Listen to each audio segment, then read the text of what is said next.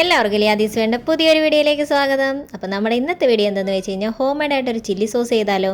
അപ്പോൾ ടേസ്റ്റി ആയിട്ടുള്ള chilli sauce എങ്ങനെയാണ് ചെയ്യുന്നത് നമുക്ക് നോക്കാം. കുട്ടികൾക്കും മുതിർന്നവർക്കും എല്ലാം ഒരേപോലെ ഇഷ്ടപ്പെടുന്ന ഒരു ഐറ്റം തന്നെയാണ് സോസ് അല്ലേ. അതുപോലെ തന്നെ ഇത് കേടുകൂടാതെ നമുക്ക് ഒരു 6 മാസം വെളിയിൽ തന്നെ വെച്ച് ഉപയോഗിക്കാൻ പറ്റിയൊരു സോസാണ്. അപ്പോൾ ഇതെങ്ങനെയാണ് ചെയ്യുന്നത് നമുക്ക് വീഡിയോയിലേക്ക് പോകാം. അതിനുവേണ്ടി നമ്മളിവിടെ 100 ഗ്രാം ഉണക്കമുളകാണ് എടുത്തിരിക്കുന്നത്. അപ്പോൾ നമ്മൾ കാശ്മീരിയാണ് എടുത്തിരിക്കുന്നത്. അപ്പോൾ കാശ്മീരി എടുത്തതിൻ്റെ ഗുണമെന്ന് വെച്ച് കഴിഞ്ഞാൽ നമ്മൾ സോസ് ഉണ്ടാക്കി കഴിയുമ്പോൾ നല്ല റെഡ് കളർ കിട്ടാൻ വേണ്ടിയാണ് നമ്മൾ കാശ്മീരി എടുത്തിരിക്കുന്നത്. അപ്പോൾ ഏത് മുളകിൽ വേണമെങ്കിലും നിങ്ങൾക്ക് ചെയ്തെടുക്കാം. അപ്പോൾ ഞാനിവിടെ 1/2 കപ്പ് വെള്ളം തിളപ്പിക്കാൻ വെച്ചിട്ടുണ്ട്. വെള്ളം നല്ല രീതിക്ക് തിളച്ച് വരുമ്പോഴത്തേക്ക് നമുക്ക് ഫ്ലെയിം ഓഫ് ചെയ്തതിന് ശേഷം നമ്മൾ എടുത്ത് വെച്ചിരിക്കുന്ന മുളക് നമുക്കതിലേക്ക് ഇട്ട് കൊടുക്കാം. മുളകിൽ ഒരുപാട് വെള്ളം കയറാനുള്ള സമയം കൊടുക്കരുത്. അതിന് മുമ്പേ തന്നെ നമുക്ക് മുളകൊന്ന് വാർന്നെടുക്കണം. നമുക്ക് അരിപ്പയിൽ അരിച്ച് മാറ്റണം. വെള്ളത്തിലിടുന്നതിന് മുന്നായിട്ട് നമ്മുടെ മുളകിലെ അരിയും അത് കണക്കിന് മുളകിനകത്തുള്ള നാരും എല്ലാം എടുത്ത് കളഞ്ഞതിന് ശേഷമാണ് നമ്മളിത് ചൂടുവെള്ളത്തിലോട്ട് ഇടുന്നത്. അപ്പം വെള്ളത്തിൽ കിടന്ന് ഒന്ന് കുതിർന്ന് വന്നതിന് ശേഷം പെട്ടെന്ന് തന്നെ നമുക്ക് അരിപ്പയിൽ ഊറ്റിയെടുക്കാമേ. അപ്പം നമ്മളിവിടെ അരിപ്പയിൽ വാർന്ന് വെച്ചിട്ടുണ്ട്. അപ്പം വെള്ളം നല്ല രീതിക്ക് അത് വെള്ളം വറ്റുന്ന വരെ നമുക്ക് ഈ അരിപ്പയിൽ തന്നെ വെച്ചിരിക്കുക. അതിന് ശേഷമാണ് നമ്മൾ അരച്ചെടുക്കുന്നത്. അപ്പോൾ അടുത്ത വേണ്ടുന്ന ഇൻഗ്രീഡിയൻസ് എന്താണെന്ന് നമുക്ക് നോക്കാം. നമ്മളെടുക്കുന്നത് 1/2 കപ്പിൻ്റെ 3/4 ഭാഗത്തോളം വെളുത്തുള്ളി എടുക്കുന്നുണ്ട്.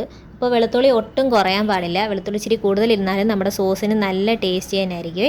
എന്നിട്ട് നമ്മളൊരു ചെറിയ കഷ്ണം ഇഞ്ചിയും കൂടി എടുക്കുന്നുണ്ട്. അപ്പോൾ ഇഞ്ചി ഒരുപാട് കൂടാൻ പാടില്ല. ആവശ്യത്തിന് നമുക്കുള്ള ഇഞ്ചി മാത്രം എടുത്താൽ മതി. അതിനുശേഷം നമ്മളിവിടെ ഒരു 1/2 കപ്പ് വെള്ളം തിളപ്പിക്കാൻ വെക്കുന്നുണ്ട്.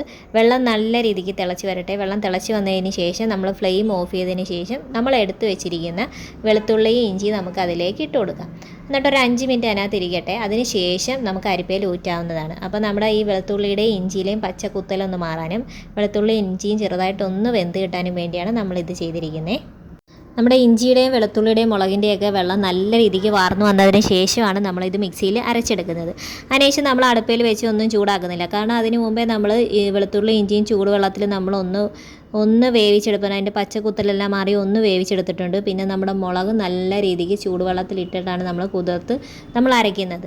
ഇത് നമ്മൾ അപ്പോൾ ചിലവർ ചോദിക്കും, അയ്യോ ഇങ്ങനെ ചെയ്ത് വെക്കുമ്പോഴത്തേക്കും സോസ് പെട്ടെന്ന് ചീത്തയായി പോവുകയല്ലെന്ന്. അപ്പോൾ ഇങ്ങനെ ചെയ്താലും നമ്മുടെ സോസ് ഒരു 6-7 മാസം പുറത്തിരുന്നാലും നമ്മുടെ സോസ് ചീത്തയാവാതെ നല്ല രീതിക്ക് ഇരിക്കും. കാരണം നമ്മളെല്ലാം ചൂടുവെള്ളത്തിൽ തിളപ്പിച്ചെടുത്തിട്ടാണ് നമ്മളിത് ചെയ്യുന്നത്.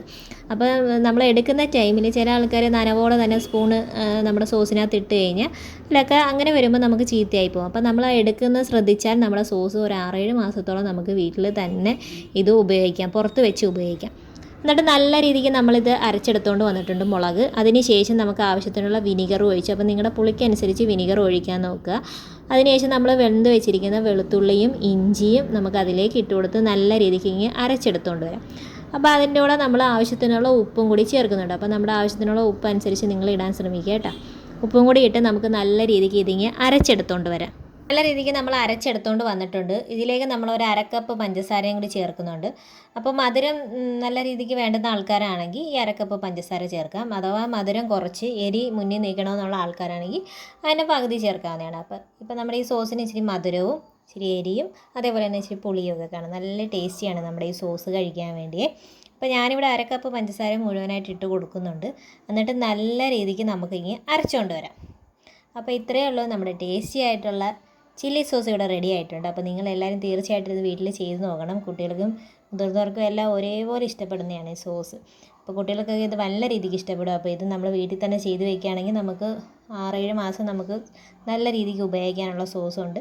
അപ്പോൾ നമ്മുടെ ചാനൽ ആദ്യമായിട്ടാണ് എന്തെങ്കിലും കൂട്ടുകാരുണ്ടെങ്കിൽ ഞങ്ങളുടെ ഈ വീഡിയോ ഇഷ്ടപ്പെട്ടെങ്കിൽ ഞങ്ങളുടെ ചാനൽ ഒന്ന് സബ്സ്ക്രൈബ് ചെയ്യാൻ മറക്കല്ലേ. കൂടെ ബെൽ ബട്ടനും കൂടി എനേബിൾ ചെയ്യാൻ മറക്കല്ലേ. അപ്പോൾ ഞങ്ങളുടെ പുതിയ വീഡിയോസിൻ്റെ നോട്ടിഫിക്കേഷൻ കിട്ടാണ്. അപ്പോൾ ഇതുപോലുള്ള നല്ല നല്ല വീഡിയോസായിട്ട് ഞങ്ങൾ ഇനിയും വരുന്നവരേക്കും എല്ലാവർക്കും bye, take care, thanks for watching.